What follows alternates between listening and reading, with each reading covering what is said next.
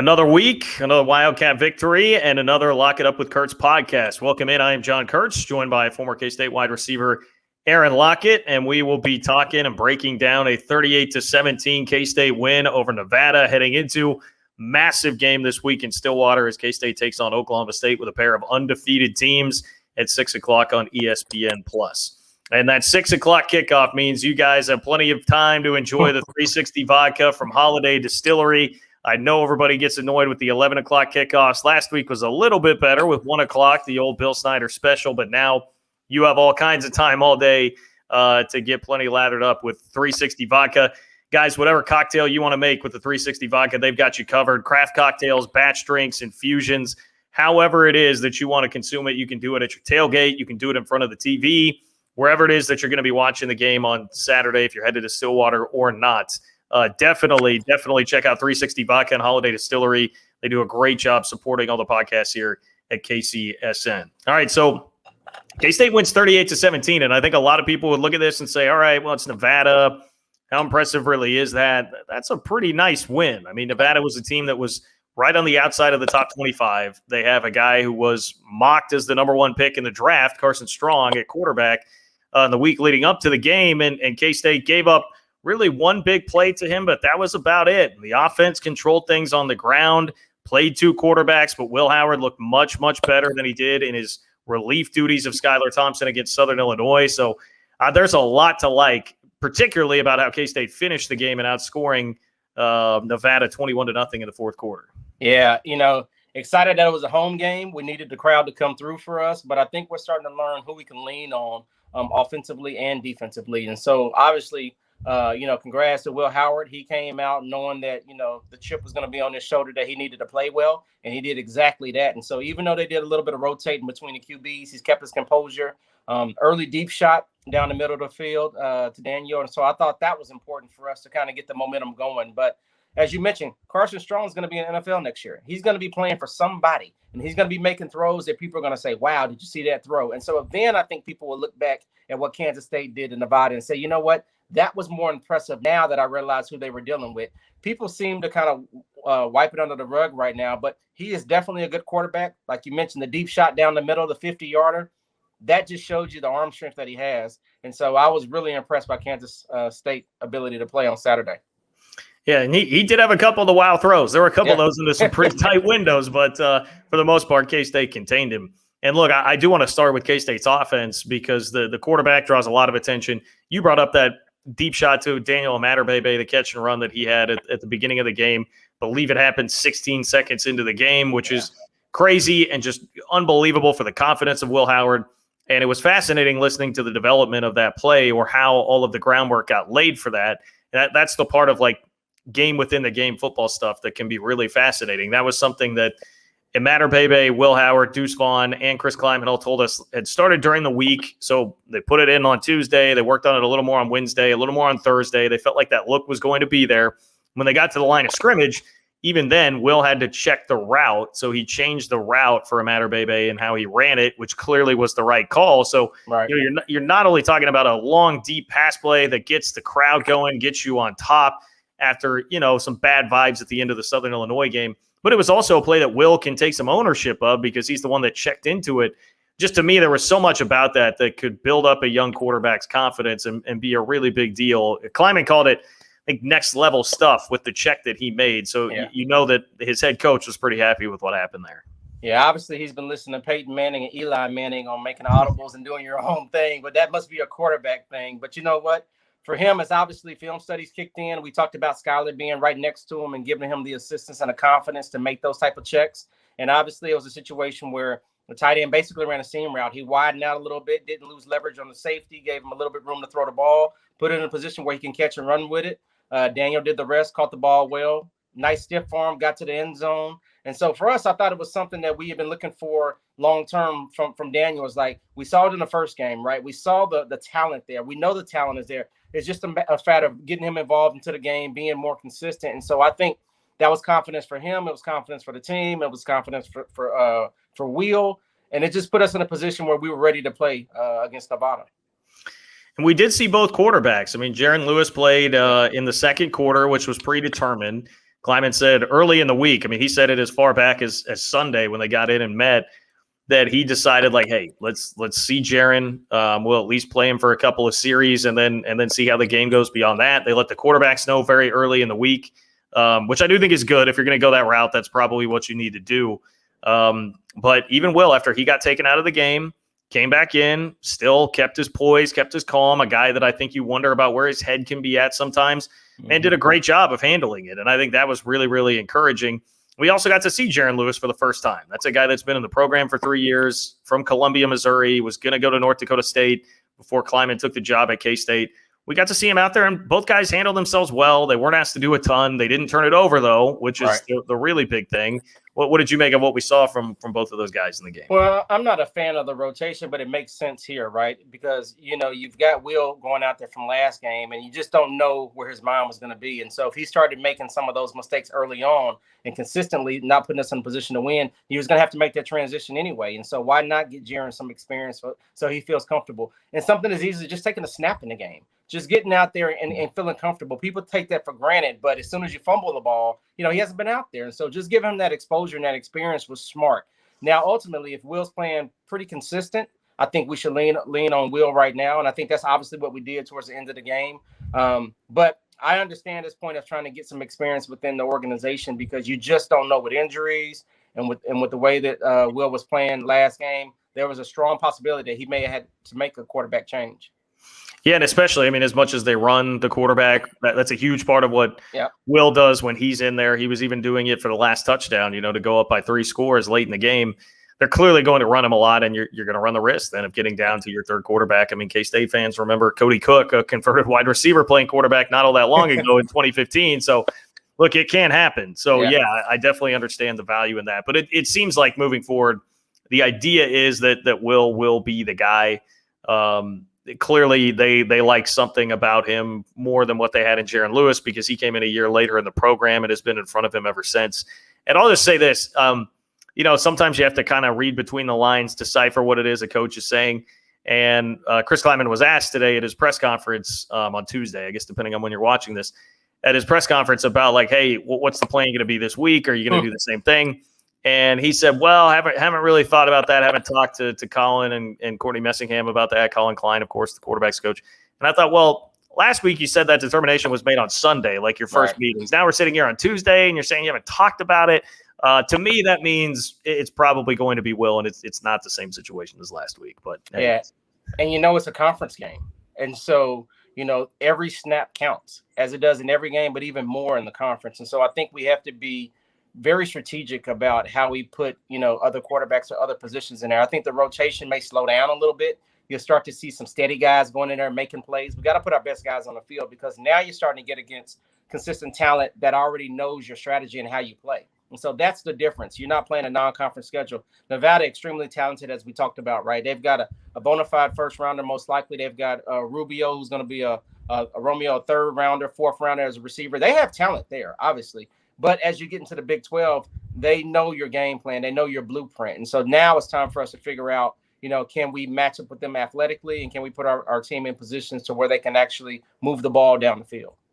Yeah, and the interesting thing will be, will K-State, especially until Skyler gets back, will they be able to survive games where they're only throwing the ball 13 times? Because that was the case on Saturday. And Kleiman said today, hey, I know that we're going to have to throw the ball more than that. And I think that is likely. But, hey, I mean, it's not like Nevada didn't know what was coming. I mean, they knew what was coming. It was going to be Deuce. It was going to be Joe Irvin and just a lot of pounding the rock, and they still couldn't stop it. K-State rushed for almost 270 yards and almost 6 yards per carry. It was very, very well done. And Deuce, I can't say enough about that guy. He's got 5 straight 100-yard games at this point. He was the 5th fastest in school history to hit 1,000 yards. And to me, one of the plays of the game, if not the play of the game, is Nevada has tied it up in the third quarter. It's 17-17. So you wonder about where everybody's head is at. Oh, no, is this going to be the same thing that happened last week against Southern Illinois? It's 2nd and 10. K-State really needs something positive offensively, and it's just a little check down to Deuce in the flat. He has 2 guys right there about to tackle him for a 2-yard gain. He splits them and takes off for 16, moves the chains, gets some momentum, loosens up the offense. They go down and score, and they don't look back and win by 21. It's just some of the plays that he makes like that on a regular basis. he just normalizes these spectacular plays that is incredible. I mean, the guy is just an absolute stud. Yeah, Deuce is definitely hitting his stride, right? Even just in year 2, but I think he's obviously taking the team on his back, and he understands that we're going to ask him to carry the ball 20 and 25 times a game. And you know what? When he gets stroked, he gets up and he just goes back at it again. And so I think he's got that extra acceleration that we need. He's got that game-breaking speed that you say, you know what, give him the ball, and he could go the distance anytime that he touches it. He's also a coach's son, right? And so his dad coached back in the time. So he understands the game. He's more than just an athletic running back, right? He's strategic, he's quiet, he's productive. Like, he's everything you want in a running back. And so what he's starting to do more than people see is he's starting to be a leader. And so his running back by committee is starting to follow his lead, and they're playing well, right? Irvin is hitting the hole now. He's got speed that I'm waiting to see. I want to see him go 60 one day. I want to see that top end speed because I can see it when he hits through that line of scrimmage. And even in that touchdown, I was like, oh, he can go. And so if we can just get more of those opportunities, get them short screens, get them in the open field, I think that will allow us not to have to pass the ball as much. And if we can get one-on-one on the outside, then yes, I expect Brooks and company to take advantage of that man-to-man coverage. But if we can continue to run the ball, and if Will can get us 3 and 4 a pop when he does his quarterback run game, and we can control the game, I think we can survive. Yeah, you're not lying about the speed of Joe Irvin. In fact, Deuce said after the game, like, I'll give it to him. Joe is faster than me. He said, I'm quicker, but Joe is faster than me. And you can see that, man. He is all hard and fast. He is a good, talented running back. So K-State really is pretty loaded there. I mean, one of the fan complaints I've seen this week is not getting Jacardier Wright enough carries either as the third running back, who's obviously very talented too. So good problems to have. Good problems to have. Definitely. Now for the defense, man, I mean, you said it, like locking down Carson Strong, picking him off, which doesn't happen often. He's an experienced, not just a good quarterback, but an experienced quarterback who doesn't throw a lot of interceptions. K-State got him. T. Denson, a young guy who I think is playing really well right now. You did lose. Now, I will say this. This was a bit of news confirmed that we got today. Khalid Duke is going to be out for the year. Wow. That's a loss. That's a tough one. That is a loss because he is – I mean, you talk about high ceiling guys on the defense. He's one of the highest.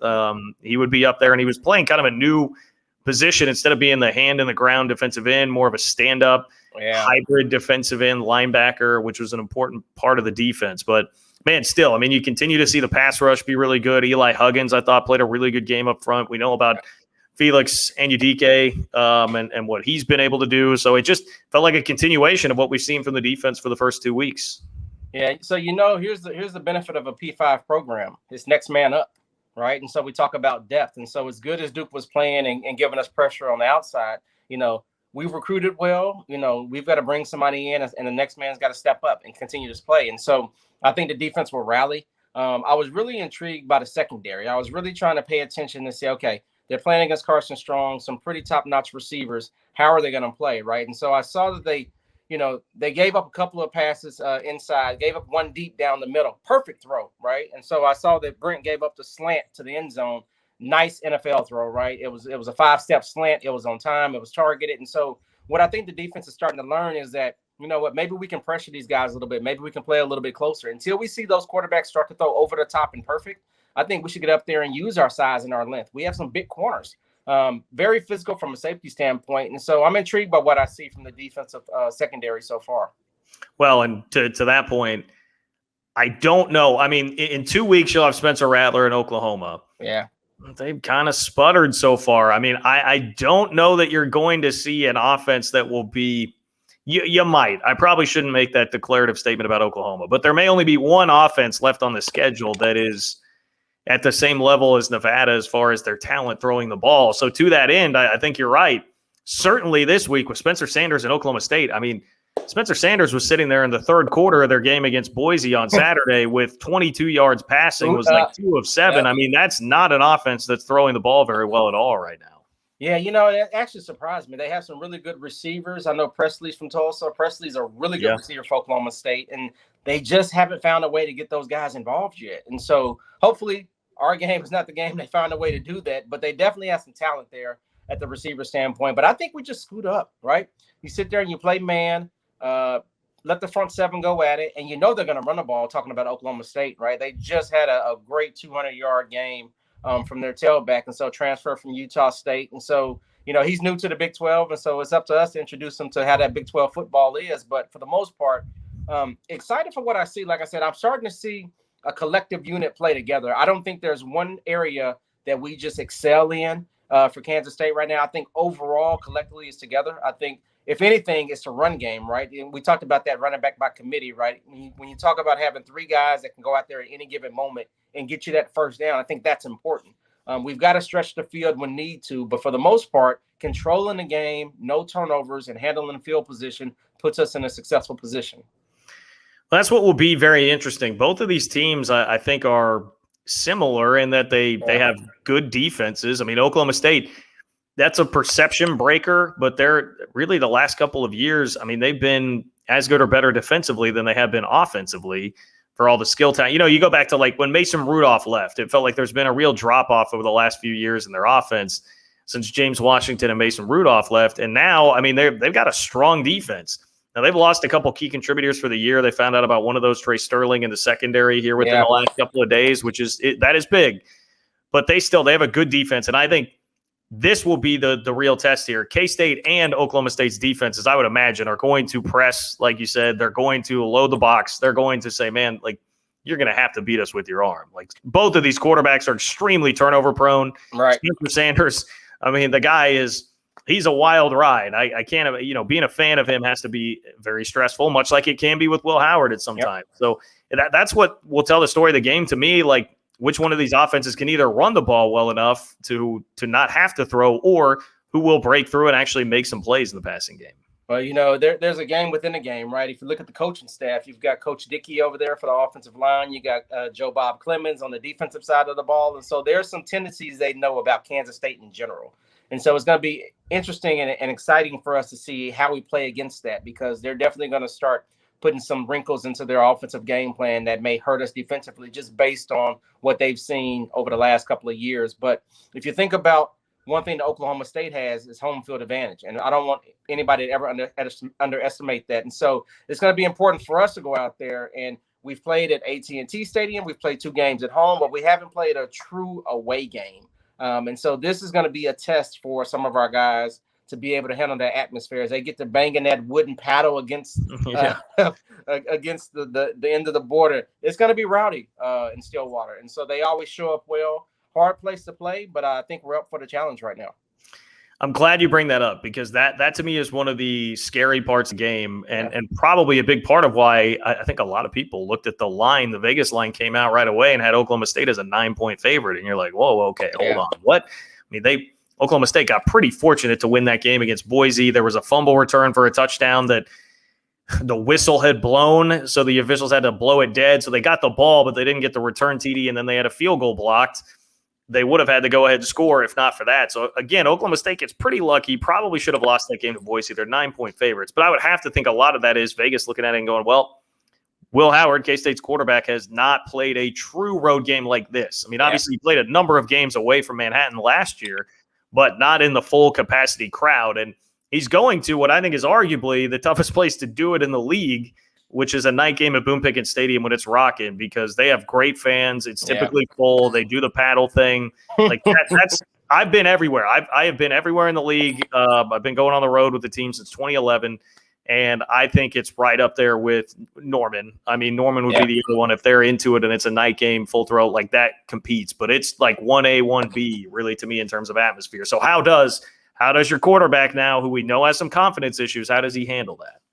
Well, we've got to complete some balls to Brooks and Knowles, some short out routes. We've got to give them some type of safety valve. Like I said, you throw the out route to where the receiver goes out of bounds, but we've got to showcase that we can pass the ball a little. We can't sit there and just run up the middle. That just won't work. And so he's going to be challenged, and it's going to be interesting to see how he responds, because honestly, I don't know. Like I said, every game is different, right? And so I saw the long pass early on to the game against Nevada, and I said, okay, here we go.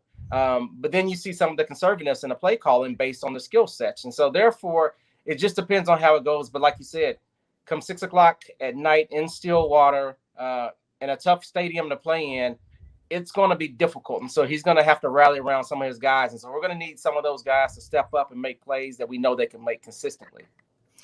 Yeah, and here's one thing I'm interested for your perspective on, because we heard a lot today from the players and Coach Kleiman about how they're pumping in crowd noise. They even made a point to say, like, doing it while they're in the huddle calling the play. He said sometimes when we've done that, we wait until they get to the line of scrimmage. It's like, we got to do it when you're calling the play, because even that can be hard. I'm sure that Bill Snyder was doing things like that back in your day when you were playing. Like, how close does that actually come to replicating what it is that you face when you're out there in one of those environments? How easy is it to kind of get yourself acclimated to it if you're not used to it by using artificial things like that? It works. But for the most part, you tune it out. Like, you just got to focus, but there's certain moments in the game that are bigger than others. And so you've got to have that confidence within yourself to understand that, okay, I've got a 5-yard slant. He's playing inside leverage. What do I do? And so you've got to be able to communicate to the quarterback, switch it to a fade route, or you've got to figure out a way to get inside and run that slant. And so those are the moments where I've got to make sure that our team is comfortable. And so that's what you don't know, right? The last thing you could do is run a slant halfway and DB picks it. And so those are things that can happen just because the communication may not be there. They may not be comfortable. It's going to be a rough environment. It's just, there's no way around this. And so, yes, the crowd noise, it helps. But you can still hear at practice, right? It's different when you're in the game because you've got somebody in front of you breathing down your neck. They're beating the paddle. They're yelling. And in that moment, you've got to make a play. And so that's where you start to see the stars step up. And so do I expect Deuce to play well? Yes. I mean, you need your guys to play well. Do I expect the O-line to move them? Yes. That is this, and you lean on those special attributes. They're going to put Deuce and Irvin in positions where they can use their speed because, honestly, that's all we have to a certain degree, right? And you've got to put Knowles one-on-one, throw up ball because he has the height and speed. You've got to use those things that work for you in order to get that additional first down because you're playing against a talented team. Were there any other tricks besides just the pumped-in crowd noise that Snyder would use for you guys to get you prepped for stuff like that? That was it. I mean, you heard it when you came out. It was just loud, and it was annoying, and it was irritating, and it was just and I don't know if it's a true replication of what the game is like, but it was something that you just heard. But eventually, it's like white noise. It just becomes like, okay, and you got to talk to yourself in the game anyway, right? You're coming out. All right, I've got a deep post. There's 2 safeties. I got to get in. You're talking to yourself, thinking about what do I have to do? The last thing you're thinking about is somebody yelling your name. You can't hear that anyway. And so for the most part, I'm not so much worried about the crowd noise from a receiver running back standpoint. I'm worried about it from a quarterback standpoint when he's trying to audible and when he's trying to communicate to everybody. You can't hear the snap count. That's where you get off sides, 5 yards on a 3rd and 1. Now it's 3rd and 6. Now you got to change the play. Those are the situations that I'm more concerned about. And so we've got to figure out a way to make sure that we can communicate, whether it's hand signals or have 2 plays called at once, whatever it is. The players have to be comfortable that they know when they go to the line of scrimmage offensively what the play is going to be. Yeah, it'll be tricky. It'll be tricky, but it's a big opportunity because, big picture, you start thinking about this. First of all, I mean, how fun would next week be, the build up to Oklahoma coming to town? If you're ranked 20th in the country, that's going to be one of the marquee games of the week. You get the first crack at being an engaged road crowd to get after the Sooners after they left for the Big 12, all that stuff. But even you just start thinking about, hey, okay, I went into the season expecting, I think this will be about an 8-win team. I think that's great. With what they've done so far, I mean, they've surpassed my expectations. So now I'm starting to think, okay, can this team take the next step? Can they threaten to make it to Arlington to the Big 12 championship game? And if you win a game like this, you're starting to put yourself down that path. If you survive without Skylar Thompson for 2 weeks and he does come back next week against Oklahoma and you got wins with Will Howard over Nevada and at Oklahoma State, boy, we're talking now. And the rest of the league, it was a fairly nice day for the league on Saturday, but man, I mean, there's nobody standing out up at the top right now. Your 2 favorites, Iowa State and Oklahoma, have been very sluggish so far this year. Texas has lost a game and got thumped. So it feels wide open. It feels absolutely wide open in the league. So if you can win this game, I don't want to put too much on just 1 week, but you could really start to look down the road and say this could be a special year if you can pull this off on Saturday. I think the confidence is there. Being 3-0 is something to be proud of. And so looking forward to the guys playing well. Like I said, this is going to be the first time defensively for a lot of the players to play in the Big 12 conference game. And so excited to see how Reggie plays, excited to see how Brent plays. Those are some guys that haven't been in that environment. And so I think they have that confidence that you need along with that swagger, for J Mack and Yeast and all of those guys. They've got to come out and put themselves in position to control the game. And so that defensively, along with the ability to run the ball, I think that's the biggest thing that we have in our favor is that we can run the ball with any running back. And I think that is something that gives us a chance because we can control the game, and that's something we should do. One last question that I have for you that you just made me think of with the secondary. Julius Prince it seems like he's been the guy that they're throwing at more. We had Echo on last week and talked with him a little bit about that. He's really earned a lot of respect, I think, with what he's done over the last year and a half. And it seems like a lot of the time Julius Prince is like in position, but just is not finding the ball or knocking it down. What are you seeing out of him right now as far as that's concerned? He's a big guy, right? He's a 6'4", 205 corner. And so he's got a little bit of a long stride. And so he's definitely in position. And so I think it's just a matter of getting comfortable with the way that we're playing defense and what they're expecting of him. And so he's right there. He's always got his hand in the ball. He's not giving up the deep ball. He's just giving up the 5-yarders and the 8-yarders. And so they're not game killers, but they do move the chains. And so I think consistently you'll start to see him get a little bit more comfortable. Once again, he's new to the defense, new to the team, new to the expectation. And so I like I said, I'm proud he hasn't given up the deep ball. Actually, none of them really have given up the deep ball. They gave that one down the middle, but consistently they haven't given up some plays where you say, okay, we got a weak link somewhere. And so I think we're okay on that end of it. I think this game he'll get some more confidence as he's starting the game because, once again, Oklahoma State hasn't shown they can really throw the ball down the field. And so these are the games where you can start to use your size, right? I think we should see him press a little bit more. I think he can jam.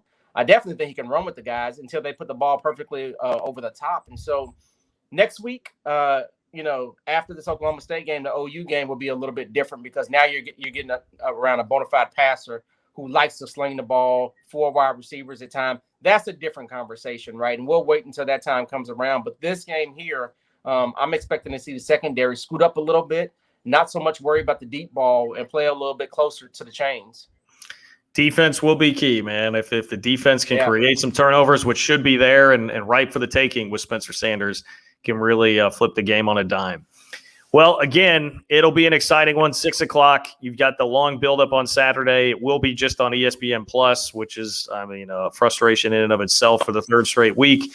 But K-State players are motivated by that. I can tell you that much. We heard about that after the game. So they'll be ready to go. And you should be ready to go, too, with your 360 vodka. Stock up with 360 vodka from Holiday Distillery. Get ready to go and ready to roll for the 6 o'clock kickoff between K-State and Oklahoma State. Aaron, any last words before we sign off for the week? Well, we keep talking about this ESPN Plus that they're putting us on, but you know what? It's a conference game. It's a night game. You're playing in a different stadium. It's time to show up. I'm so excited to see what the guys can do and definitely be rooting them on. Whew, I'm excited too, man. It's getting fun. And this team is playing really, really well right now. So excited for it on Saturday. Thanks for listening to the Lock It Up with Kurtz podcast once again. We'll be back at you next week with reaction to Oklahoma State and looking forward to the Oklahoma Sooners coming to town.